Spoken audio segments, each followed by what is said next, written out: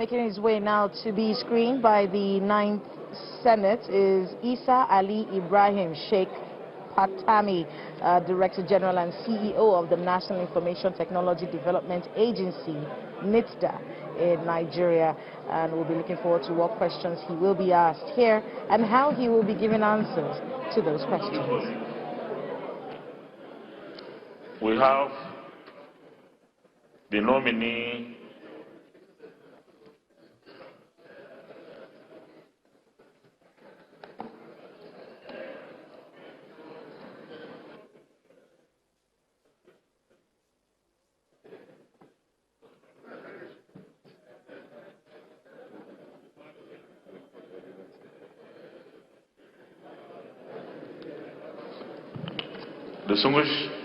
distinguished colleagues. We have the nominee from Gombe State, Dr. Isa Ali Pantami, currently the DG NITDA, the National Information Technology Development Agency.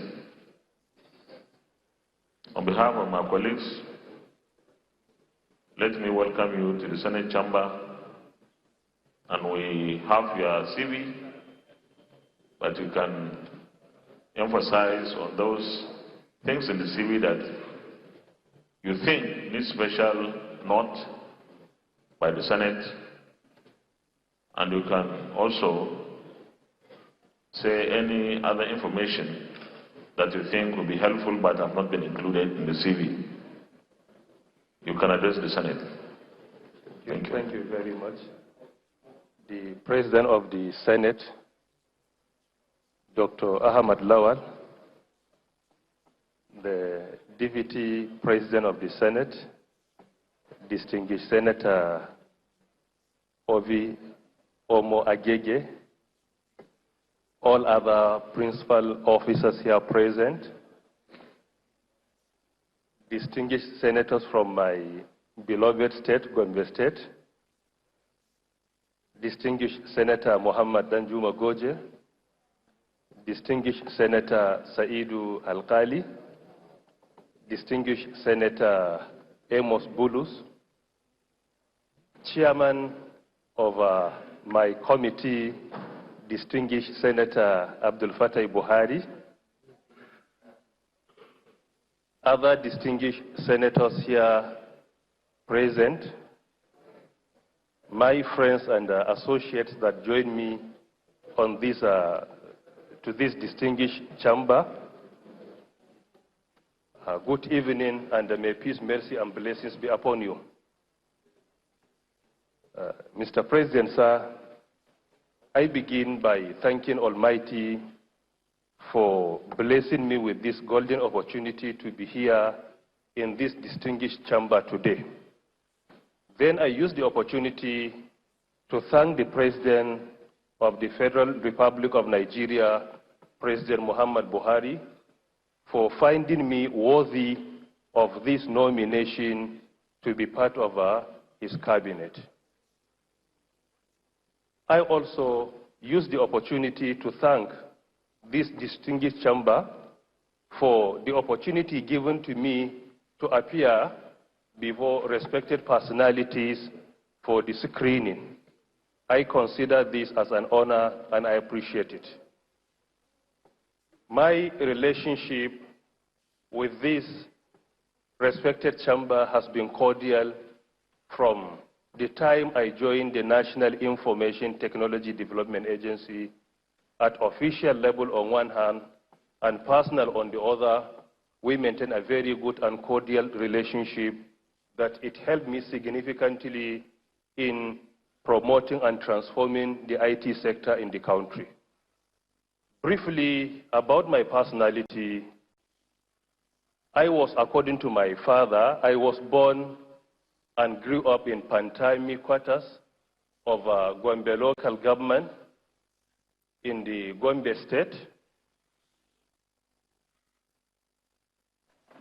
around 20th of October 1972, I was enrolled into a traditional school that we call Sangaya School, or An School, where I spent more than 4 years there. Later on, I was admitted into primary school, then secondary school, Government Science Secondary School, Gombe. After secondary school, I was sent again to another town where I spent 3 years acquiring religious knowledge. After that, my father sent me to university, a federal University of Technology, Abubakar Tafawa Balewa University, Bauchi, where I studied computer science as my first degree. After the first degree, I was retained by the university to teach. From the university there, I got my MSc in computer science.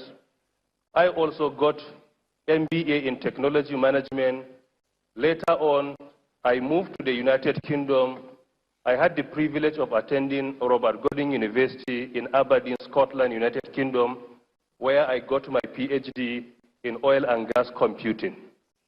During my stay in the Aberdeen, I had the privilege of teaching and supervising students on the graduate level.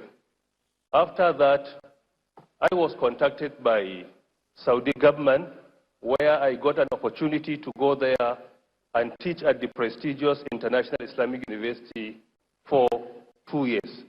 I happen to be, with all sense of humility, I happen to be the first Nigerian ever to teach in that prestigious university. I also spent many years at the Abubakar Tafawa Balewa University teaching in the Faculty of Information Technology. I taught there for over a decade. So with this, my background is more into education, then secondly, IT sector, and I partake in a lot of research in oil and gas computing. Furthermore, I had the opportunity of attending Harvard University in the US, where I was trained on digital transformation.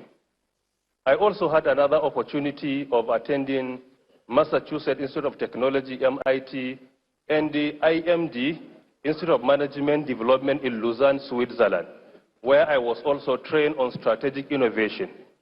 Furthermore, I was also at the Cambridge University, where I was trained also on management. So I had the opportunity of attending all these institutions.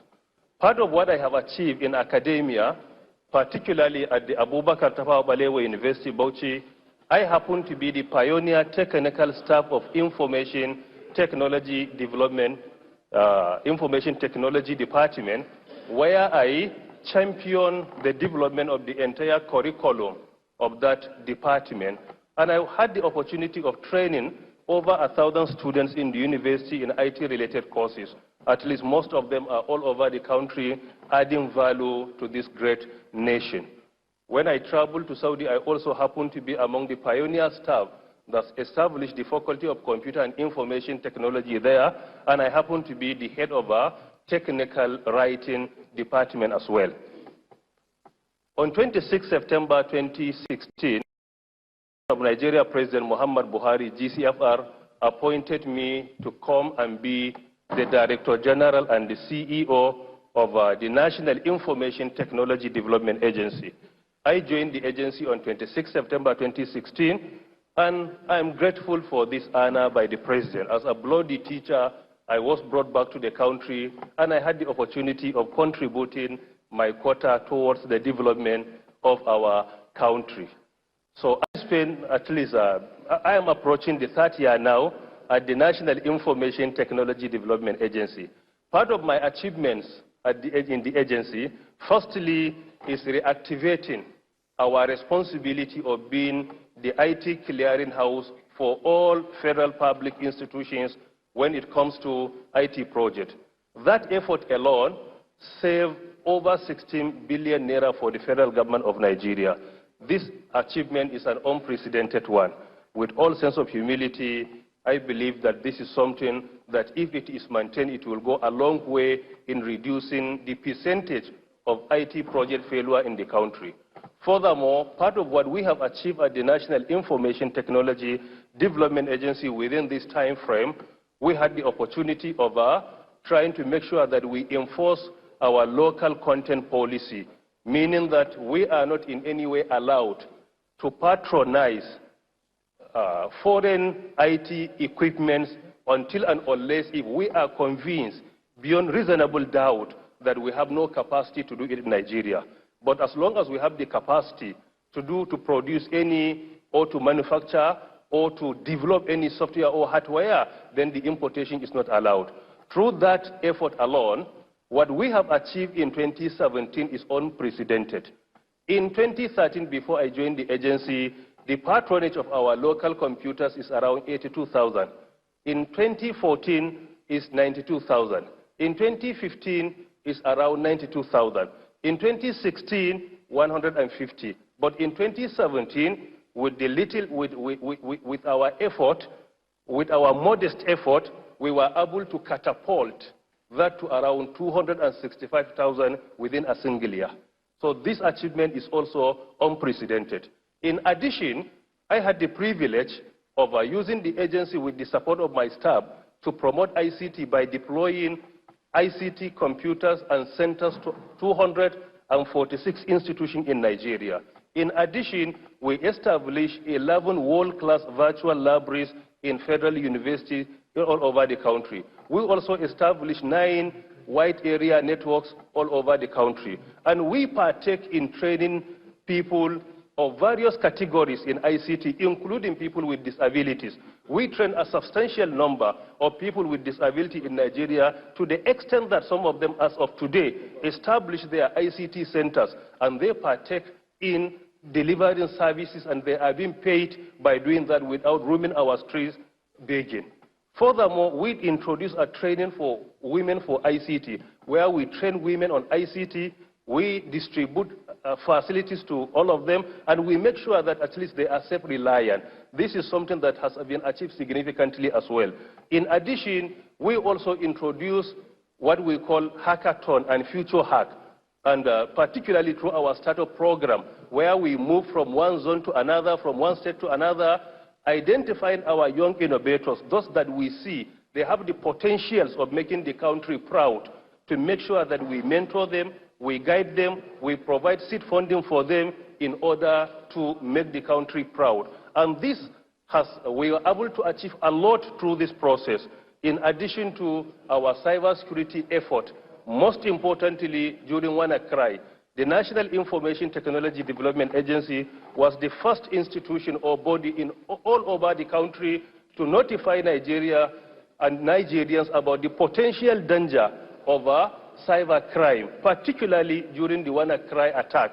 And that helped significantly by reducing the gravity of the attack on our nation, to the extent that many developed nations were affected badly. But with the proactive measures we have been taken, that has significantly reduced. Doctor, you can summarize so that we can ask you questions, because there are a lot of people who want to ask you questions. So thank you very much. Thank you very much.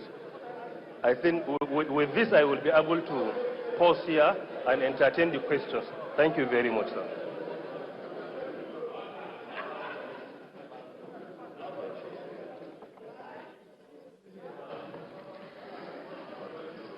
The Deputy Leader of the Senate.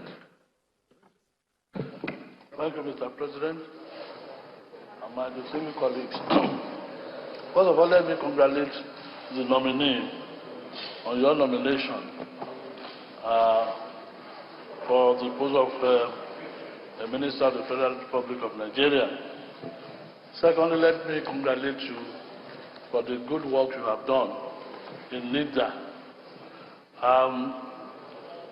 Maybe you should know that when the Space Agency was established, NIDA was a center under the Space Agency.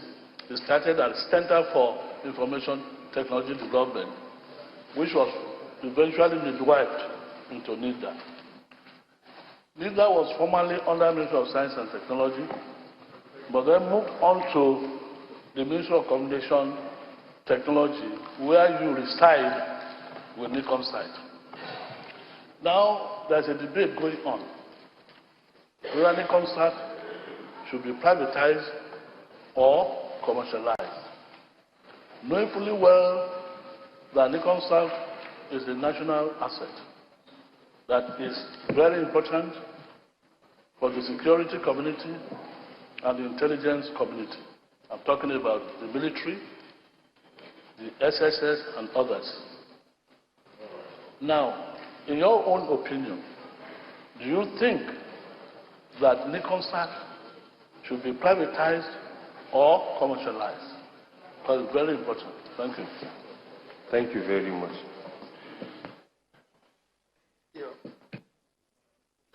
Senator Mohamed Adamalaro.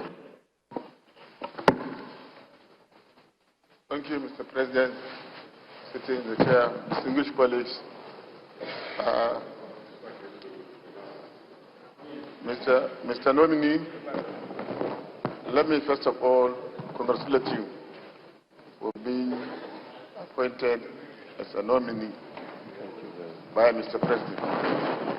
Secondly, Mr. President, let me say that this is one appointment that will certainly add value to this government. The IT sector in Nigeria needs to be transformed. It is one sector that has the capacity of employing thousands and thousands of people. And I believe we have a technocrat, a well-accomplished scholar who is equal to the task. So the appointment is a well-deserved appointment. The only thing, Mr. President, I have is one question for him. And the question is that there is Abuja Technology Village, where billions of naira have been spent in providing infrastructure. And this technology village is meant to invite foreign firms to come and establish business in Nigeria, IT business in Nigeria, employing Nigerians, developing hardware and software. And getting to about 15 years now, everything has been provided in that village. Unfortunately, we haven't seen companies coming to set up businesses. In the event that you are confirmed as Minister for Information and Communication, how do you intend to utilize such important facility, having spent billions of naira of public money? Secondly, Mr. President,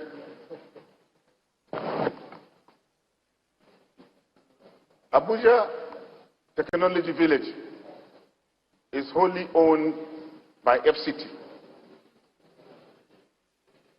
Do you intend to take it over as a Minister of the Federal Republic? Thank you. Thank you. Deputy Chief Whip. Thank you, Mr. President. Sitting as the chair, I'm Dr. Aliu Sabi Abdullahi. I represent the very good people of Niger North Senatorial District. I'm from Niger State.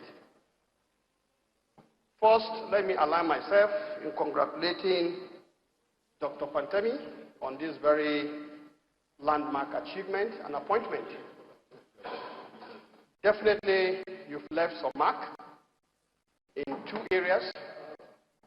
Your very deep knowledge of Islamic studies and ICT. Today, we are faced with some very compelling challenges for which our president, sitting as the chair today, has raised enormous concern about the idea or the challenge of out-of-school children. Today, this very challenge, no doubt, is more serious in the northern part of this country. Yes. And you come from a very conservative northern community, and so you understand the key issues, the drivers, and the challenges of how this problem has come about, and perhaps why this problem is persisting. Now, you have the opportunity of being a member of the Federal Executive Council of the Federal Republic of Nigeria. Within this context, I want to know, what will you be bringing to the table so that the government will be able to bring a very lasting solution to this problem? Secondly, I would like to know, the world is moving towards a digital economy, and you have some very deep knowledge and experience. I'm particularly thrilled with your knowledge of innovation. Of course, knowledge is the key driver of innovation. What do you think this government needs to do so that beyond talking the talk, we are able to talk and walk? What do you think this government can do separately or differently to bring the advantage of the digital economy so that our numerous youths will use the positive energy positively, rather than the present challenge where many of them are just using what do they call it, the tablets, the smartphones, just to create what some people may call confusion, when they will have used the same smartphones to create wealth and employment for themselves and for others. Thank you. Thank you very much. Ibrahim Hassan Hadija. Thank you very much, Mr. President. Sitting as the chair, my distinguished colleagues, the nominee, I want to extend my congratulations. I also want to tell this Senate that I can attest to most of the achievements that have been reeled out by the nominee in his capacity as Director General of NIDA. I've been to his office to make certain requests in terms of our own small ICT initiatives. And the last time I was there, we graciously arranged almost a 2-hour-long technical session. At the end of the day, I think we acceded to almost all 7 of the requests that we went with, including arranging the this Women in ICT Initiative training in Jigawa, where as hosts we were given maybe a reasonable number of slots for some of the girls that were trained there for over 5 weeks. And Mr. President, I can tell you that it was almost a miracle, because we had young girls who had never operated a computer in their lives, undergoing 5 weeks of intensive training, and they were handed over laptops and other accessories, and before we knew it, they went back to their communities and became graphic designers, making greeting cards, wedding invitations, and even banners and posters for politicians on the campaign. I also know that under his watch, I think the mandate of NIDA was made manifest. A lot of us didn't even know what NIDA stood for in the past. I have a question for the nominee. Without prejudice to the President's prerogative to appoint portfolios, if you found yourself in a situation where you are superintending most of the agencies under communications, what would you do to ensure that ICT, as it's being espoused now? We had 2 motions on ICT in this Senate, barely 1 week after another. So my question is, how do you think you can make ICT a vehicle for teaching other subjects, not just simply talking about teaching ICT education? Yesterday or 2 days ago, we had someone here tell us that National Open University, he was the nominee from Bauchi. The National Open University had 500,000 students. And that is the kind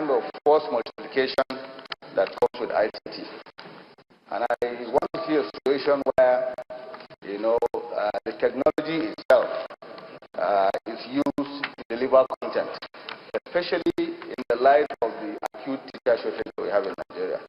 So we can help states like Borno, who have invested a lot in equipment and technology that is now offline. You know, and maybe while you are at it, you can also see a way to compel our telcos to provide some of that service. They already have the infrastructure, they have 3G and 4G everywhere, and I know in most countries, as part of their CSR, actually provide free internet connectivity to schools. South Africa as an example. So we can have that connectivity in our primary schools. Maybe we can find a way to level the playing field for teachers. One teacher teaching several classes or even several schools at a time. Anything is better than the kind of situation we have at the moment. Thank you very much, Mr. President.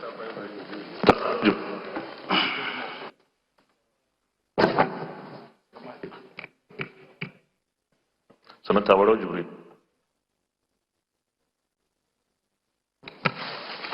Thank you, Mr. Chairman. I am Senator Barrow Jibril of the Canada. Mr. Domini, I am fascinated by your resume. It shows you have a very, very good pedigree. In any case, you are well known in this country. One does not need to look at your resume before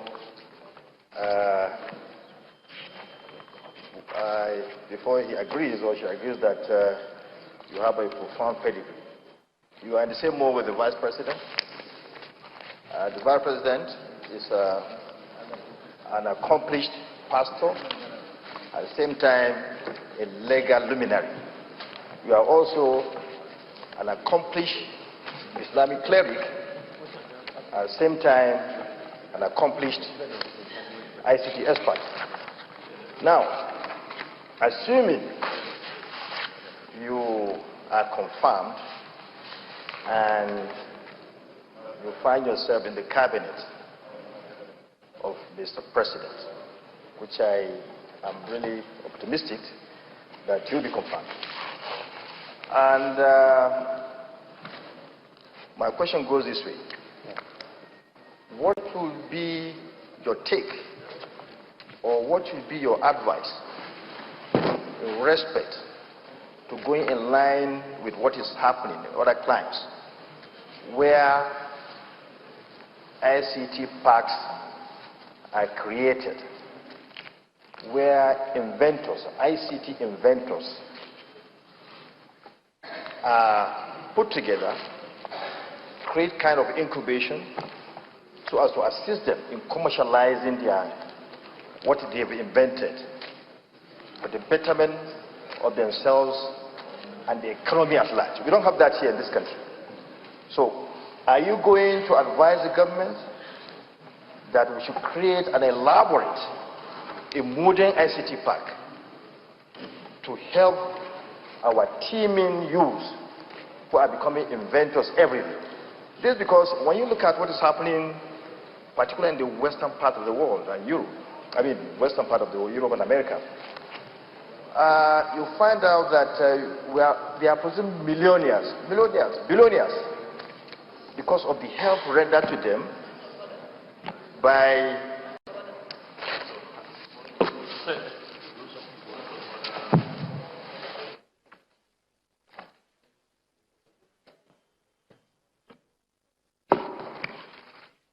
Mr. President, sitting on the chair, my order is Order 53, if I may read.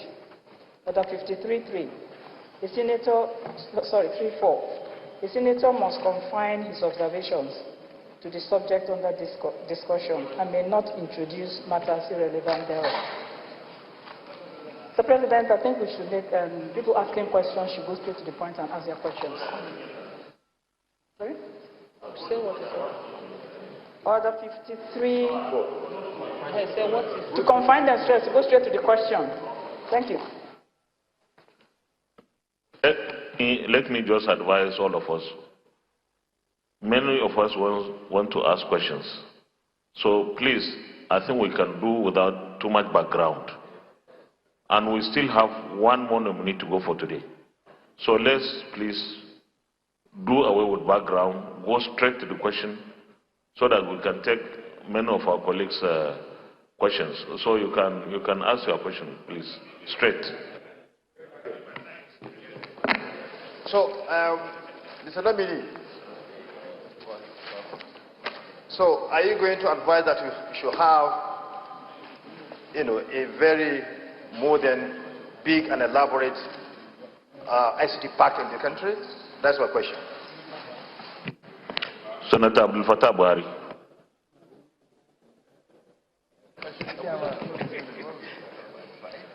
Thank you, Mr. President. Distinguished colleague, Buhari Abdul Fattah.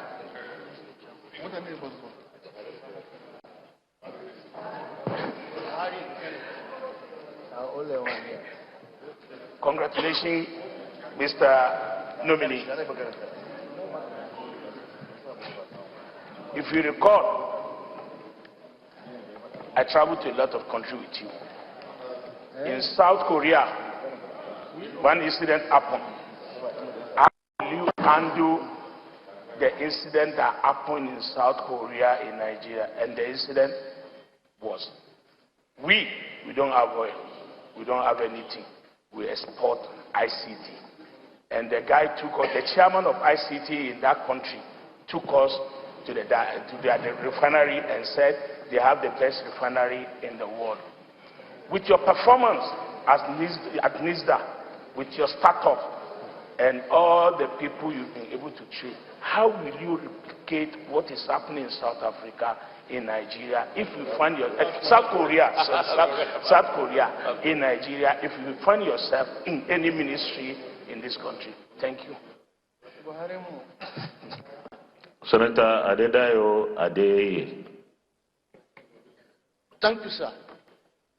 Mr. President, sitting as the chair of the Senate, I congratulate the nominee. From your resume, you are a very qualified person, very knowledgeable in ICT. You haven't attended some of the best schools in the world. Oh, you are not hearing me? It's okay. Oh, I was congratulating you that I believe you are a well-educated person. I haven't attended some of the best schools in the world. Thank you very much. Now, you will agree with me that Nigeria is a primary economy. Yeah. We have not even reached the level of industrial economy, not to talk of the digital economy. Yeah. Now, people are talking of knowledge economy. And we know that in the world today, the most valuable companies are the ICT companies. Apple is the most valuable company in the whole world, as we speak. More valuable than even Chevron and all the oil companies. Nigeria is lacking behind in this critical area.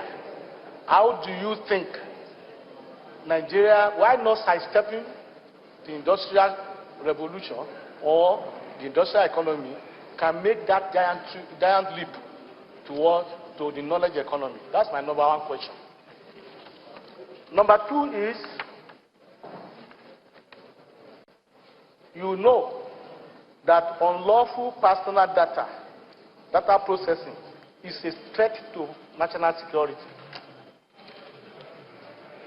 and the data economy. As the DG of NITDA, and if you have a portfolio in communication, which I suspect you may have, how will you ensure compliance with the Nigeria Data Protection Regulation 2019, thereby promoting national security and data privacy? Thank you very much. You can respond now. Okay. Thank you very much for asking very important questions, and I will go through the answers. I would advise that you just be precise, because there are so many questions to be asked. Okay, the first question has been asked by the Deputy Leader of the Senate. Firstly, I want to use the opportunity to appreciate your encomiums for our modest effort and this encourages us to redouble our effort whenever we get any opportunity to serve our country, meaning that what we have been doing has been supervised by this respected chamber. I consider this encomiums as a challenge and encouragement as well to do more, and will not take them for granted. Thank you very much. Secondly, on the questions, before the question that NIDA was under Science and Tech, or rather under Presidency as a department, then Science and Tech, then as an agency under Ministry of Communications. When NIDA was established, it was established just as a department, not under Presidency. It was just a department under the Ministry of Communications. Later on, that is, it was 2001, because the policy that NIDA was to implement was developed in 2000. Then the agency was established by government policy in 2001.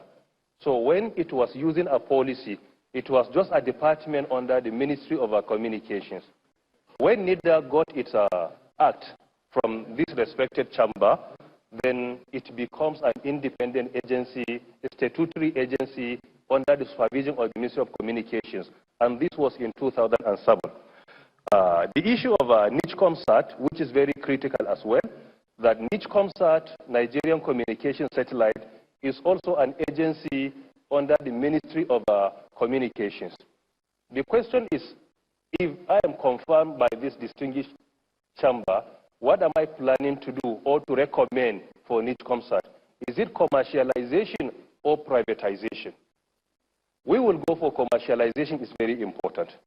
Firstly, because of the fact that many Nigerians look at NICHCOMSAT only from the perspective of generating revenue, while the role that NICHCOMSAT has been providing in terms of security in this country cannot in any way be quantified.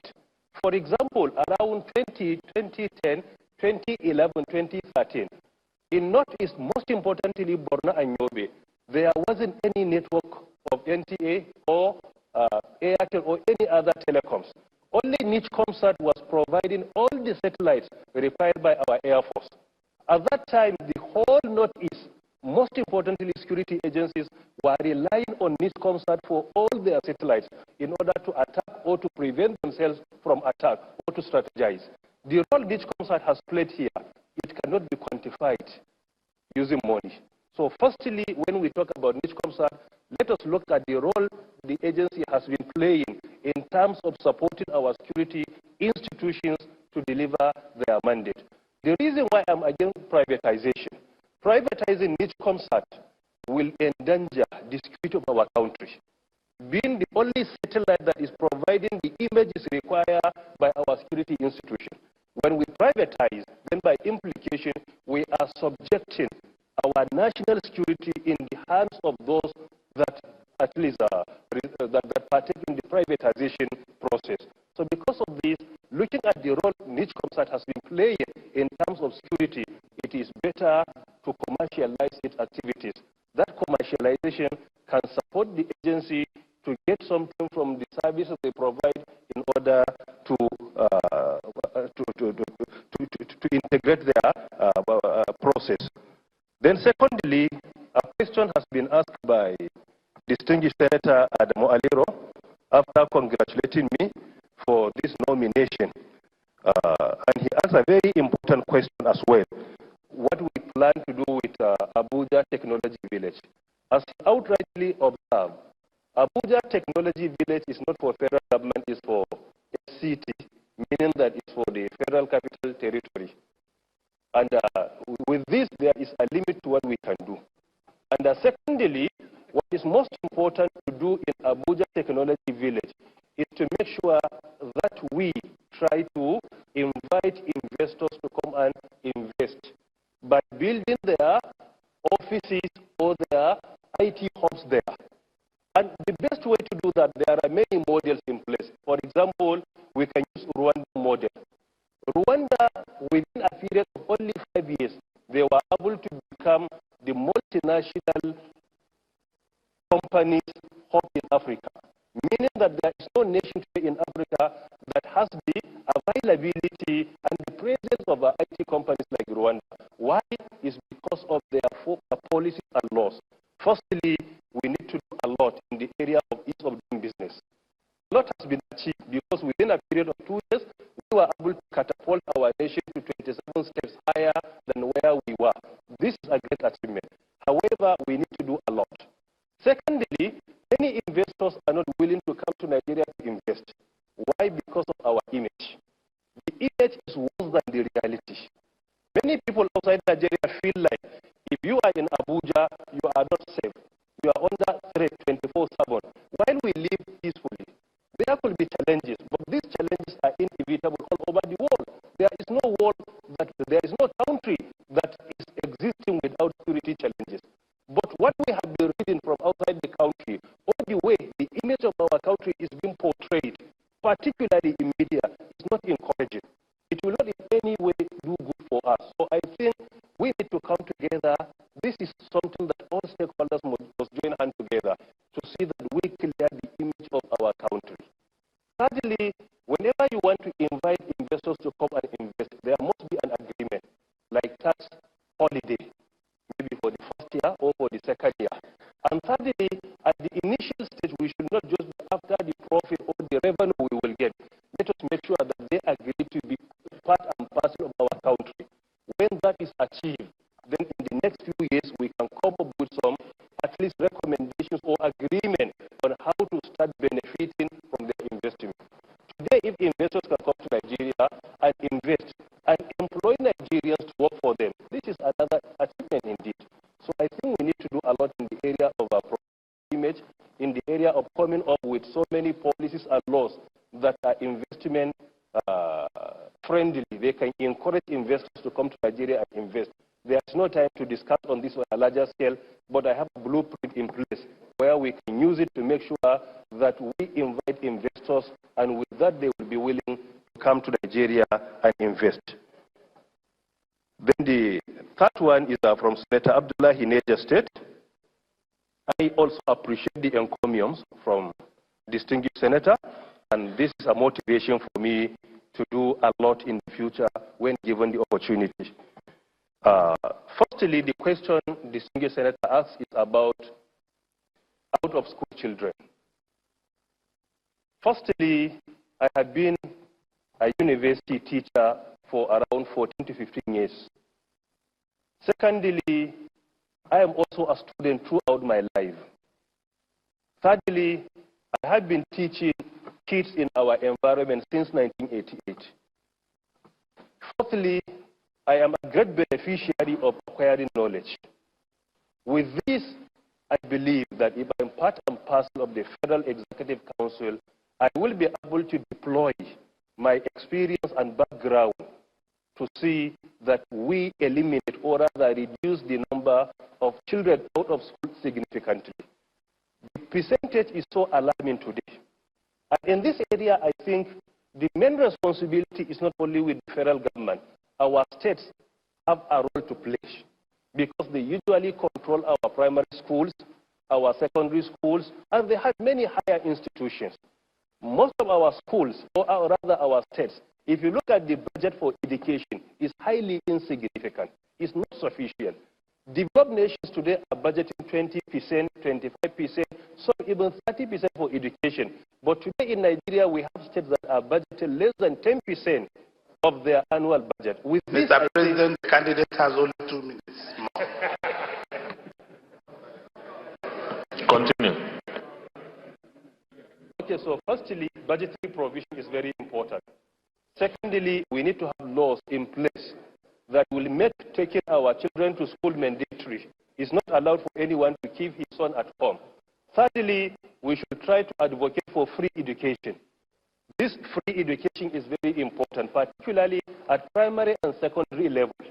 Fourthly, children that are orphaned, let us have a package for them. Besides free education, the system will take care of them, or rather will reduce the pain of losing their parents significantly.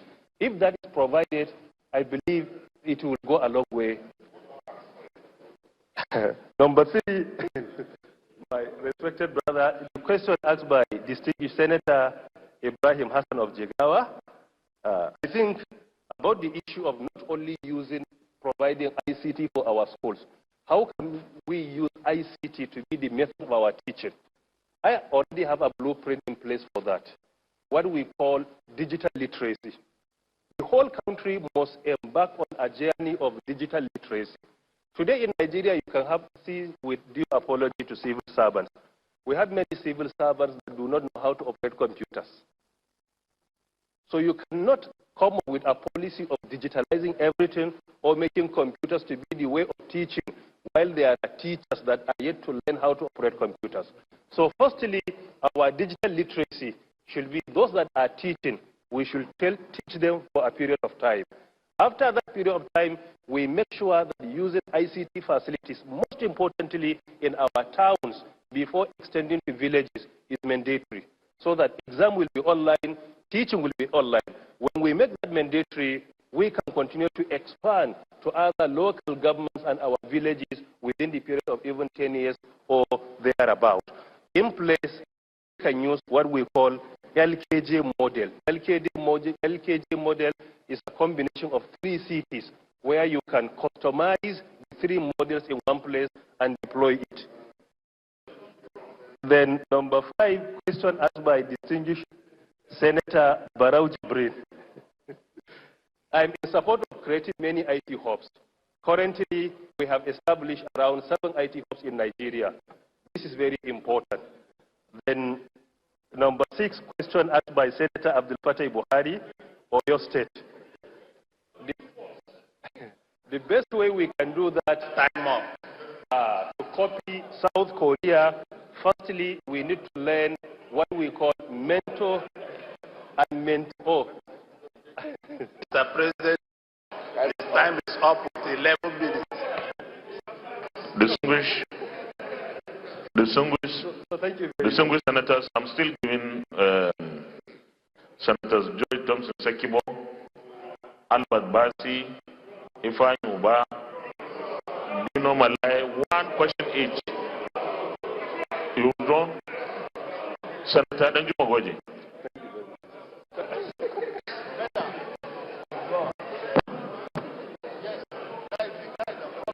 Thank you, Mr. President, in the chair. I stand here today as a very proud person.